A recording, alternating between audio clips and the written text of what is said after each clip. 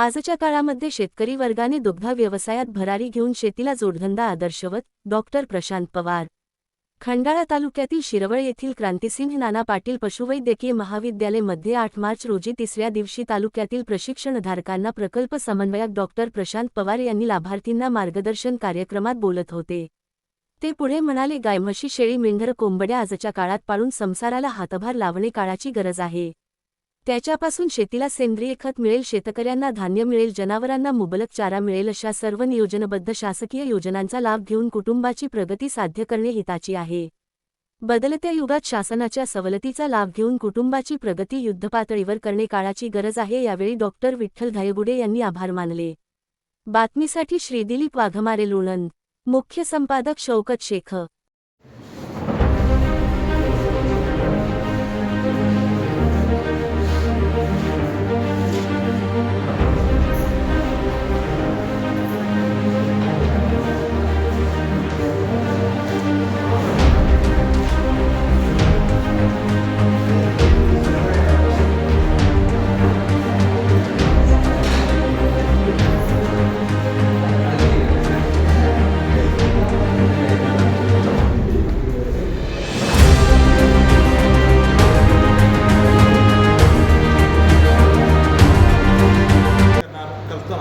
त्याच्यामध्ये जंताचं निदान करण्यासाठी तुम्हाला त्याचं शेण तपासणी करणं खूप आवश्यक आहे। कधी कधी पातळ संडास होते, पातळ संडासनंतर त्याचं औषध देत असतात, नेवलान पावडर देत असतात, डोमिकेअर पावडर देत असतात किंवा दंत निवारणासाठी गोळ्या देत असतात। तरी पण शेळ्या आणि मेंढ्यांमध्ये सर्वात जास्त मोठ्या प्रमाणात होतात।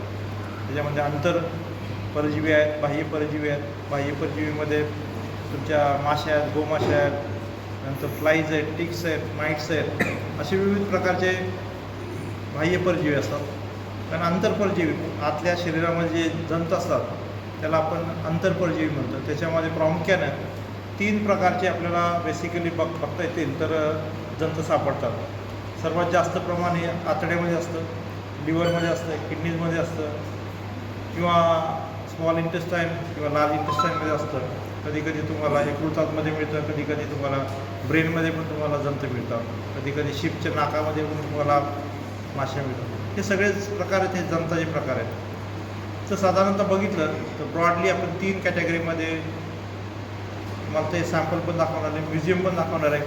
म्हणजे आपण पोस्टमॉर्टम केल्यानंतर जंत कसे कलेक्ट करतो, त्याचं प्रोसेसिंग करून कशा साईड बनवतात। तर त्याच्यामध्ये गोलकृमी सर्वात जास्त प्रमाणात मोठ्या प्रमाणात आढळतात। साधारण 300 ते 400 प्रकारच्या जातीच्या गोलकृमी तुम्हाला शेळ्या आणि मेंढ्यामध्ये आढळतात।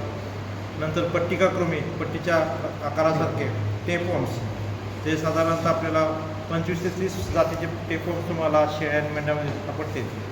आणि पर्णाकृती जंत म्हणजे लिव्हर फ्लूक किंवा आपण जे म्हणतो रॅशिओला म्हणतो किंवा ॲम्बिस्टोस म्हणतो, जे पानाच्या आकाराचे असतात। अशा 3 कॅटेगरीजमध्ये आपल्याला सर्वांचं लोकेशन हा वेगळं असतं। जंत ह्याच्यामध्ये 2 कार्य करत असतात। जंत हे स्वतःचं अन्न तयार करत नाही, जंत हे दुसऱ्याच्या अन्नावर अवलंबून असतात। दुसऱ्याच्यावर म्हणजे परजीवी असतात, तर स्वतःचं सिस्टम काय नसते, डायजेस्ट सिस्टम कशी आपण अन्न खातो, अन्न पचवतो, पण तसं नसतं। जंत हे दुसऱ्यावर अवलंबून असतात। एक पूर्ण अन्न, नंतर शेल्टर म्हणजे राहण्यासाठी जागा, आणि पूर्ण जोपर्यंत आपण जंताचं निर्मूलन करत नाही तोपर्यंत त्याचं लाईफ असतं। लाईफ स्पॅन 60 ते 70 वर्षापर्यंत तुमचे जंत तुमच्या पोटामध्ये असू शकतात, जर तुम्ही त्याला व्यवस्थित नियंत्रण केलं नाही तर। अशा प्रकारचं जंताचं आयुष्यामध्ये जर बघितलं तर सर्वांचा जगण्याचा अधिकार आहे। जसं आपला जगण्याचा अधिकार आहे तसं जंतांचा पण अधिकार आहे। जोपर्यंत माणसं किंवा पृथ्वीतलावर पशु आहेत तोपर्यंत हे जंत राहणार आहे। आपण त्याचं प्रमाण कमी करू शकतो, पण त्यांना नायनाट करू शकत नाही, 0 करू शकत नाही। हे इकोसिस्टम आहे, इकोसिस्टममध्ये ते राहणार आहे। त्याला बरेचसे फॅक्टर्स अवलंबून आहेत। त्याच्यामध्ये पावसाचं प्रमाण, आर्द्रता, नंतर तुमचं environmental stress factor, nutrition factor, genetic factor, असे n नंबर ऑफ फॅक्टर्स आहेत। म्हणजे एकच कारण नाही, असे हजारो कारणं आहेत की त्याच्यामुळे जंताचं प्रमाण आपल्याला आढळतं। आता गोलकृमीमध्ये जर बघितलं त्याच्यामध्ये 2 प्रकारचे जंत असतात। एक तर रक्त शोषणारे जंत, म्हणजे रक्त त्याच्यामध्ये काय असतं ते सगळे तुम्हाला पोस्टर दिसतील। त्याच्यामध्ये विविध प्रकारचे गोलकृमी आहेत, त्यांच्या तोंडामध्ये दात असतात आणि दात हे इंटेस्टाईनच्या म्युकोजल लेयर्सला अटॅच असतात आणि त्याच्यामधून ते काय असं एक सलाईवा सिक्रेट करतात आणि त्याच्यामुळे काय होतं तर अल्सर्स तयार होतात आणि त्याच्यातून कंटिन्युअस रक्त शरीरातून जातं. त्यामुळे ॲनिमिक कंडिशन तुम्हाला याच्यामध्ये जनावरांना पाहायला मिळते. शीप आणि गोटमध्ये, शेळ्या आणि मेंढ्यामध्ये हा प्रमाण खूप आहे. हिमॉंगस नावाचा जंत आहे. 1-2 शेळ्या ज्याच्याकडे त्याचं सोडा, पण ज्याच्याकडं 50-100 शेळ्या आहेत, मेंढ्या आहेत, त्याची मेंढी एखाद्या साथीच्या आजाराने मेली, ती निदानच झाली नाही, तिच्यापासून इतरांना आधार झाले, किती नुकसान होणार आहे? खूप. पण तेच समजा ती मेलेली मेंढी PM केली, कळलं की ह्याच्यामुळे मेली, बाकीच्या शेळ्या मेंढ्यांची आपल्याला जे काही प्रतिबंधात्मक उपाय आहे, औषध उपचार आहे, सगळं करता येतं. हे लक्षात ठेवा, हे महत्त्वाची गोष्ट आहे. खास करून मी कोंबड्या आणि कशाबद्दल सांगतोय,